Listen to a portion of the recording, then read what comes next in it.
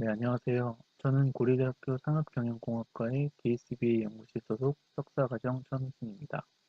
이번 영상에서는 Innovative Adversarial Text to Image Synthesis에 대한 논문을 리뷰해 보도록 하겠습니다. 먼저 이 논문의 목적은 사람이 쓴 텍스트를 기반으로 해서 그를 잘 반영하는 실체 같은 이미지를 합성해내는 그런 모델을 설계해서 제안한다는 목적을 가지고 있습니다. 먼저 텍스트에서 어떤 부분을 어떻게 시각화할지에 대해서 그 요소들을 학습하는 것, 그리고 그 학습한 것을 이용해서 실제처럼 이미지를 합성해내는 과정으로 두 단계로 크게 이루어져서 논문이 진행이 됩니다. 아래의 그림처럼 이미지와 글이 달린 그런 이렇게 위에처럼 설명이 달린 데이터를 이용을 했고, 그리고 텍스트로부터 새로운 이미지를 합성하는 그런 과정이기 때문에 실제 이미지를 기반으로 해서 합성된 이미지가 실제처럼 만들어지기 위해 겐이라는 구조의 학습 구조를 이용을 했습니다. 이 겐에 대해서는 조금 후에 다시 간단하게 설명하도록 하겠습니다. 이 분야와 연관해서 어떤 연구들이 있었는지에 대해서 논문에 나온 대로 말씀드리겠습니다. 먼저 멀티모델 프리딕션 문제에 대한 연구가 있었는데, 이 논문의 내용과 비교를 해서 말씀드리자면 하나의 텍스트로부터 그 텍스트로부터 연상할 수 있는 합성될 수 있는 이미지의 형태들이 매우 많이 생길 수가 있는데, 합성될 수 있는 이미지 하나하나가 모델이라는 것으로 표현할 수 있기 때문에 어떤 것이 최적인지, 어떤 것이 가장 좋은 이미지로 나타낼 수 있는지에 대한 그런 문제를 해결하는 방법들이 연구되고 있다고 합니다. 그 다음으로는 여러 이렇게 만들어질 수 있는 이미지들, 이런 모델 이미지들이 공유하고 있는 어떠한 공통점들이 있을 건데, 이거는 텍스트의 주요 요소들을 담고 있어야 되기 때문에 이 공통되는 무언가를 학습하는 것이 중요하다. 그래서 이 리프레젠테이션을 학습하는 연구들도 많이 진행이 되고 있습니다. 그리고 세 번째로는 이미지를 만들어내는 단계가 결국 인코딩을 했다가 다시 원래 상태로 되돌리는 디코딩을 하는 단계이기 때문에 이런 관련돼 있어서 딥 컨볼루셔널 디코더 네트워크에 대한 연구도 많이 이루어지고 있다고 합니다. 그리고 걔네를 학습시킬 때 이미지에 클래스 라벨링 다 되어 있는데, 그런 클래스 라벨을 기반으로 이미지 생성하는 연구들이 많이 나오고 있는데, 이 논문에서는 클래스 라벨 대신에 그 이미지에 해당하는 텍스트 디스크립션을 기반으로 걔네 학습하는 것을 목적으로 하고 있습니다. 그리고 이 논문에서는 텍스트를 이미지로 변환하는 것이지만, 이미지로부터 어떠한 사물들이 있는지 그 이미지를 설명하는 텍스트를 이끌어내는 그런 연구들도 많이 진행이 되었었고요.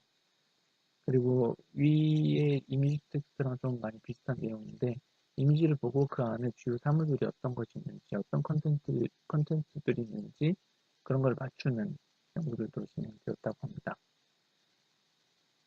네, 그리고 Relational Recurrent Autoencoder를 통해서 텍스트 투 이미지를 만들어낸 그런 모델을 연구한 논문도 많이 있는데, 이 경우에는 여태까지는 사진이 너무 현실적이지 못하고 비현실적인 이미지들이 많았기 때문에 본 논문에서는 텍스트 인코더랑 그리고 클래스 컨디셔널 게임을 활용을 해서 그럴듯한 이미지를 합성을 하는 그런 제너레이터를 학습시키는 것이 목적이라고 나와 있습니다.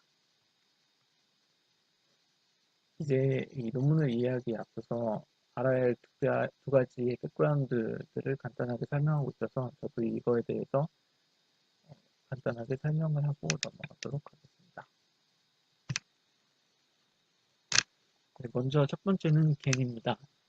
이 겐은 적대하는 네트워크, 즉 그 네트워크 속에 뭔가 적대하고 있는 무언가가 있다는 의미에서 유래되었다고 합니다. 생산적 적대 신경망으로 불리는데, 이 네트워크 안에는 디스크리미네이터, 무언가를 분류하고 구별하는 역할을 하는 디스크리미네이터가 있고, 그리고 제너레이터, 이 디스크리미네이터가 잘 분류하지 못하도록 실제처럼 무언가를 계속 생성해내는 제너레이터가 있습니다. 그러니까 제너레이터는 이미지를 가짜 이미지를 계속해서 생성하려고 하고, 그리고 디스크리미네이터는 이 이미지를 실제 이미지랑 비교하면서 이게 진짜가 아니고 가짜라는 것을 분류하도록 학습시키는, 점점 발전하는, 서로가 발전하면서 학습되는 형태라고 볼 수 있습니다. 이렇게 디스크리미네이터와 제너레이터가 번갈아 가면서 학습을 하게 되는데, 이 밑에 그림을 보면서 다시 설명을 드리겠습니다. 처음에는 여기에 이렇게 리얼 데이터의 분포와는 좀 많이 다른 이런 페이크 데이터가 만들어지게 되는데, 이런 페이크 데이터는 어, 처음에는 좀 많이 터무니없이 나오기 때문에 디스크리미네이터가 잘 구분을 합니다. 근데 이렇게 학습이 계속 진행됨에 따라서 페이크 데이터가 리얼 데이터와 매우 유사하게 이렇게 형성이 되면 디스크리미네이터도 이걸 잘 구별하지 못하는 그런 단계가 됩니다. 그렇게 되면 이 제너레이터는 실제와 가장 유사한, 실제와 엄청나게 비슷해서 구별을 잘 하지 못할 정도의 그런 이미지를 생성해낼 수 있게 되는 것입니다. 이 겐이 어떤 과정으로 학습이 되는지는 이 아래의 식을 보면서 이해를 할 수 있는데요. 먼저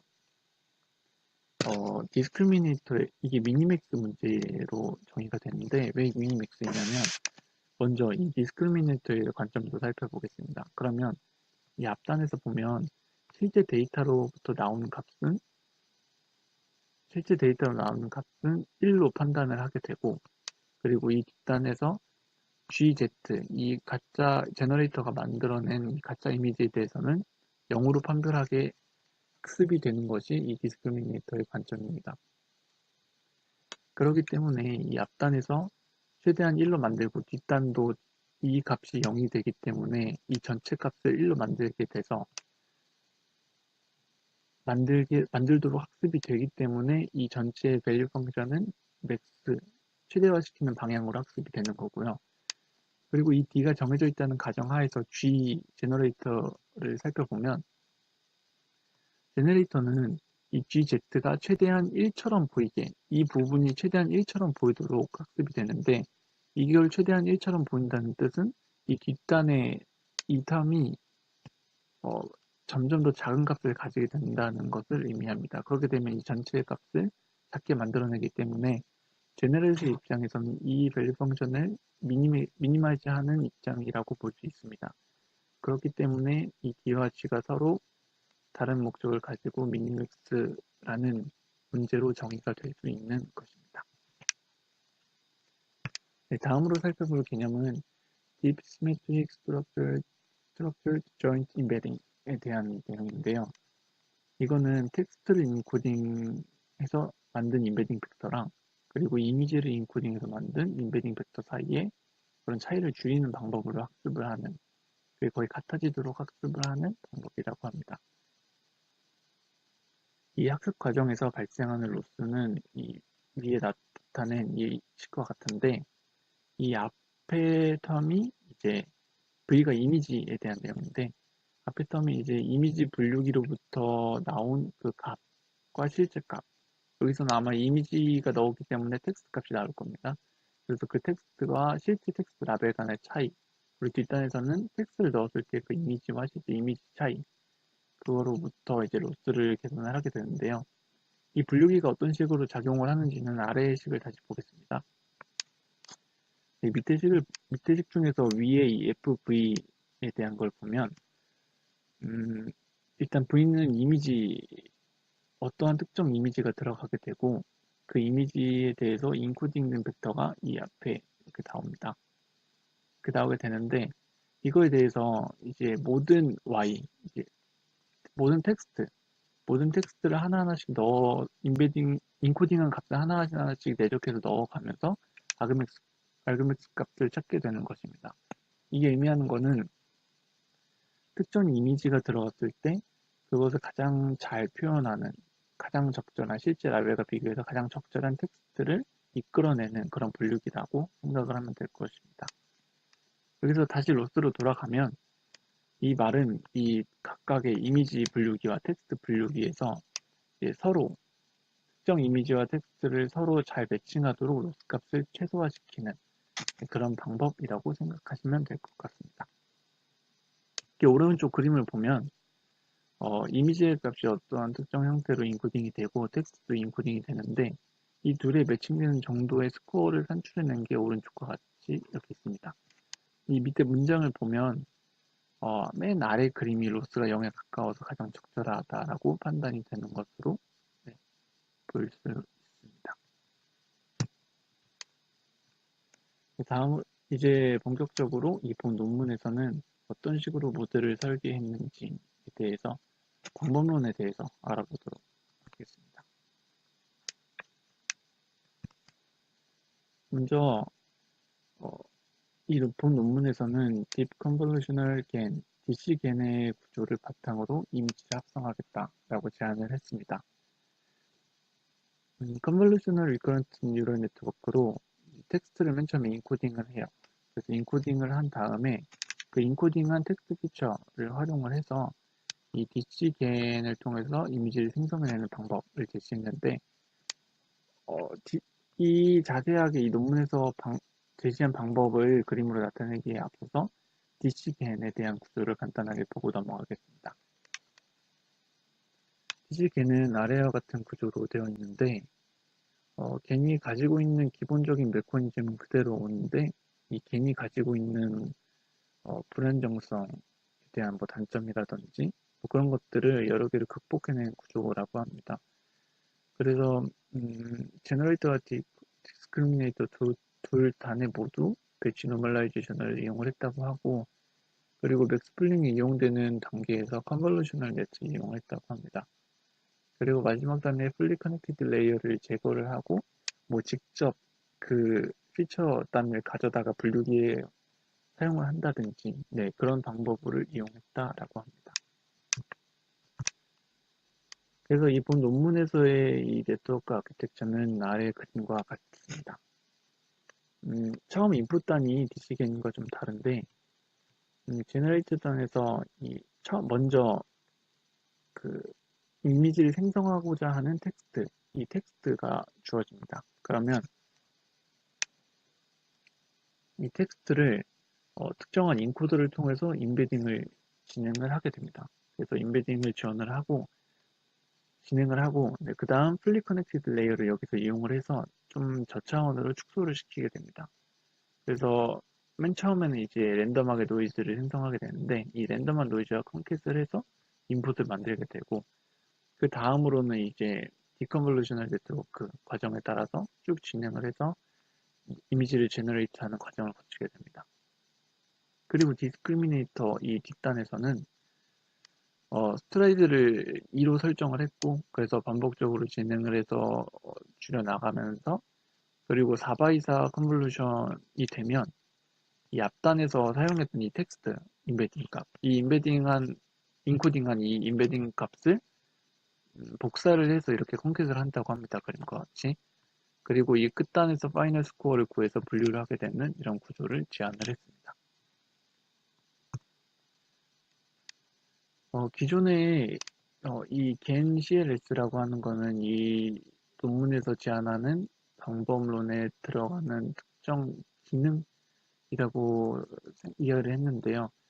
먼저 기존의 gen에서는 이미지가 진짜인지 가짜인지 딱 두 개의 타입으로만 구분을 했는데 이 모델에서는 그 이미지가 생성된 이미지가 인풋에서 들어간 텍스트랑 매칭이 되는지 그게 가장 중요한 요소이기 때문에 이 아래와 같이 세 개의 타입으로 구분을 했다고 합니다. 실제 이미지에 매칭이 된 텍스트 이게 잘 된 거고 그 다음 실제 이미지이긴 하지만 매칭이 되지 않는 텍스트 그리고 가짜 이미지인 경우 그래서 두 번째와 세 번째를 페이크로 학습을 시켰다라고 합니다.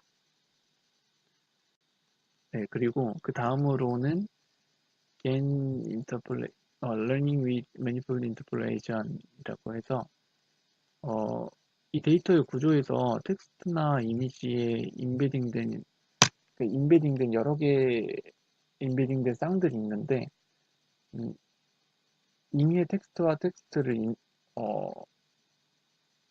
사이를 메우는 그러니까 텍스트와 이미지가 서로 맨 처음에 매칭이 되어 있는 이미지 쌍들을 이용을 하긴 하지만 새로운 텍스트끼리의 인터폴레이션을 통해서 만들어낸 텍스트에서는 그에 맞는 이미지를 찾는 것이 어떻게 보면 무에서 유를 새로 창조하는 것이기 때문에 이 사이를 메우는 이 인터폴레이트하는 부분을 학습하는 것이 매우 중요하다고 말하고 있습니다.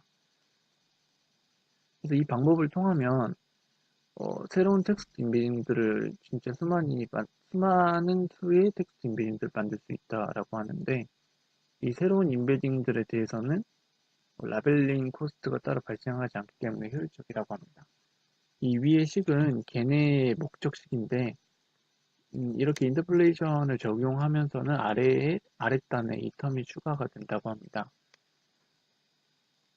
이 T1과 T2가 아예 전혀 다른 카테고리 그리고 아예 다른 이미지로부터 온 텍스트인데 이 텍스트 두 개를 동시에 고려를 하면서 이 두 개에서 만들어낸 그런 새로운 임베딩 값을 고려하면서 그리고 Z값, 노이즈를 함께 고려하면서 제너레이트를 하게 되면 이 두 개의 텍스트의 뭔가 중간을 채운다, 뭐 갭을 채우는 그런 이미지를 만들어낸다라고 이해를 하면 될 것 같습니다. 그리고 이 만들어낸 텍스트가 매칭이 되는지 안 되는지에 대해서는 이 디스크리미네이터가 구분을 할 수 있기 때문에 더욱더 좀 더 실제 같은 이미지를 생성해낼 수 있다라는 장점이 있다고 합니다. 그래서 인터폴레이션을 노이즈에도 이용을 하고 그리고 맨 처음에 제너레이트 할 때도 텍스트 간에서 이용을 하기도 하기 때문에 이 논문에서는 인터폴레이션을 통한 성능 향상이 매우 크다라고 계속해서 말하고 있습니다.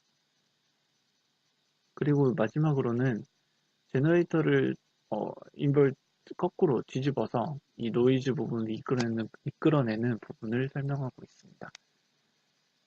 이거를 스타일 트랜스퍼라고 부르는데 그러니까 이 텍스트가 담고 있는 내용들은 주 사물에 대한 내용이 대부분이기 때문에 그 사물 외에 그 외적인 부분들을 스타일이라고 여기서 부르는데 예를 들어서 배경의 색깔이라든지 그리고 사물의 좀 포즈라든지 부분적인 요소들을 의미한다고 합니다.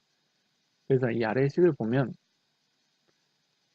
이 라지 S는 스타일 인코더로 생성해낸 이런 이미지에서 스타일 인코딩한 값 그리고 실제로 들어갔던 그런 노이즈의 값 그거의 투놈 차이를 이용을 해서 이거를 로스로 설정을 해서 학습을 한다고 합니다. 이렇게 되면 원래 이미지로부터 본래의 노이즈를 이끌어낼 수 있는 좀 더 잘 분리할 수 있는 그런 스타일 인코더를 찾을 수 있게 되는 것입니다.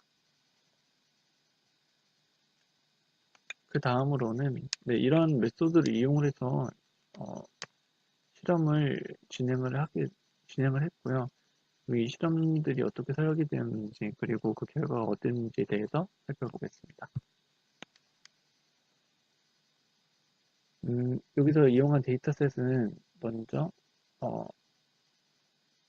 12,000여 개의 새 이미지 데이터셋을 이용을 했고 그리고 꽃 같은 경우에는 8,000여 개의 이미지를 이용을 했습니다.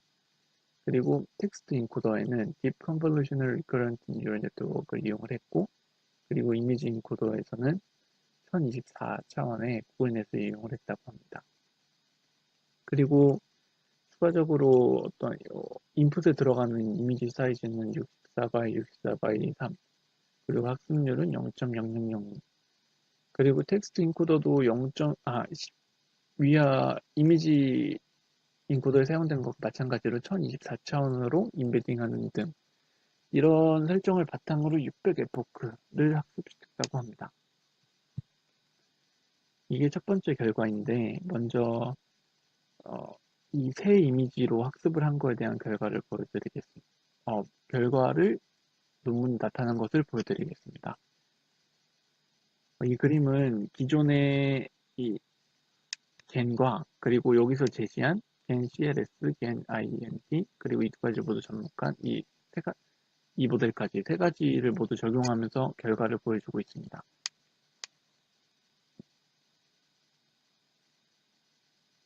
이 첫 번째랑 이 두 번째가 이제 페이크 타입을 세 개로 분류를 해서 학습을 시킨 이 CLS. 이거랑 걔는 이 이미지들을 보시면 위에서 나타난 새의 뭐 색이라든지 뭐 전체적인 실루엣은 좀 비슷하게 나타나긴 하는데 이미지가 좀 많이 비현실적이고 무슨 그림인지 잘 모르겠는 그런 결과를 가져오고 있는 반면에 이 인터폴레이션을 적용한 이 두 가지, 세 번째와 네 번째의 모델의 경우는 상당히 좀 현실적이죠. 네, 현실적인 이미지를 가져오는 걸 알 수 있었고, 여기서부터 이제 이 인터폴레이션을 적용을 하는 게 이미지를 합성할 때 좀 더 그럴듯한 이미지를 추정하는 좋은 방법론이라고 네, 결론을 내릴 수 있었습니다. 그리고 두 번째에서는 캡션에서 이 텍스트 캡션에서 나타나는 내용들은 아까 말했다시피 뭐 배경에 대한 내용보다는 주 사물에 대한 내용이 대부분이에요. 네, 그렇기 때문에 그럴듯한 이미지를 만들어내기 위해서는 아까 말했듯이 그런 스타일, 노이즈를 잘 만들어내고 잘 구분을 하는 것이 중요하다라고 합니다. 그래서 앞서 방법론에서 얘기했던 대로 이 스타일 인코더를 이용을 해서 노이즈를 구분해내도록 실험을 했다고 합니다. 그래서 그렇게 구분해낸 스타일들을 100개의 클러스터로 K-이미지 클러스터링을 거치게 되고 그리고 그런 클러스터 안에 있는 스타일들은 유사한 스타일이라고 정의를 했다고 합니다.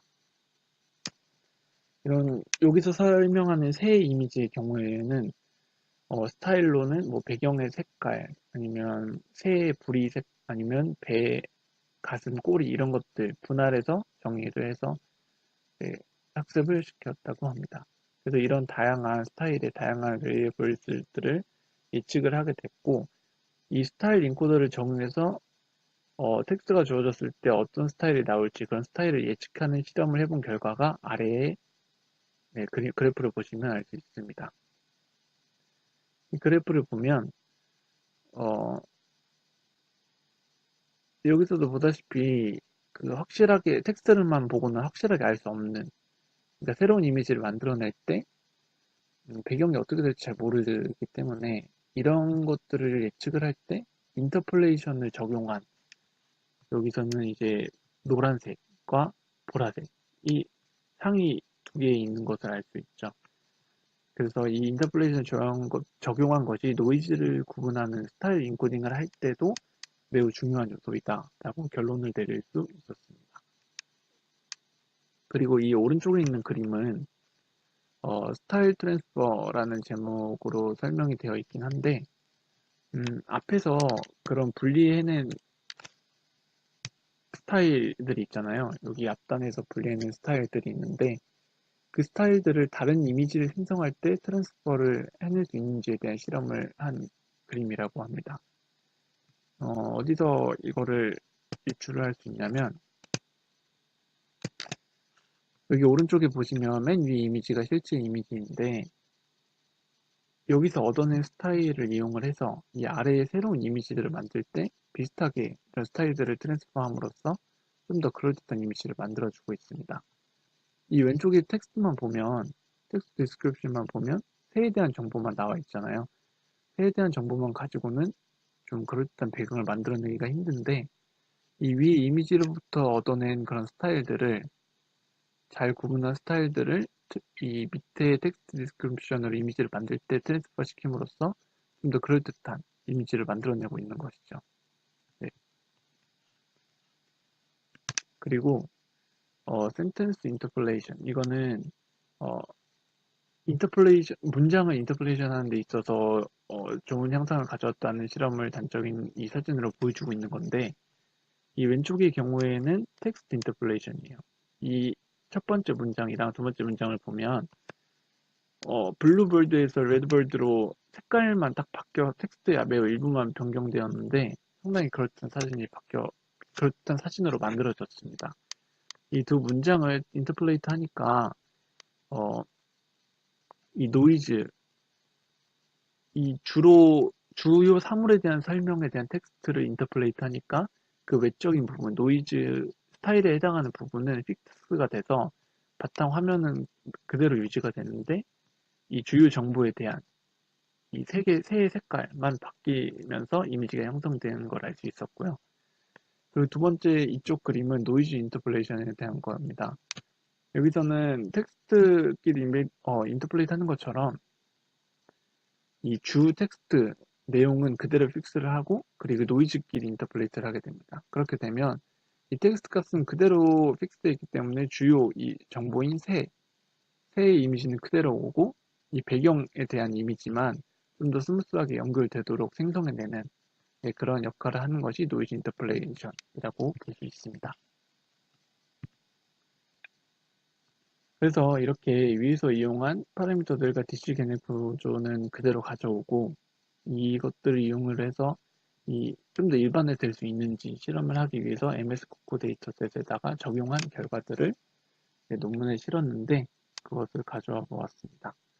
이 그림들이 그 결과인데 이런 이미지랑 이런 그림들을 보면 매우 다양한 형태가 나오긴 하지만 좀 매우 그럴듯한 이미지, 진짜 실제 찍은 것 같은 그런 이미지가 나오기도 하고 그리고 주요 객체들, 여기서 설명하고 있는 이제 주요 객체들이나 그리고 배경 색깔 그리고 좀 부분적인 요소 이런 것들도 나름 그럴듯하게 만들어내는 것을 볼 수 있는데요. 이 오른쪽 위에 투수가 이제 공을 던진 이 사진을 보시면 그림들이 좀 많이 비현실적인 것을 볼 수 있어요.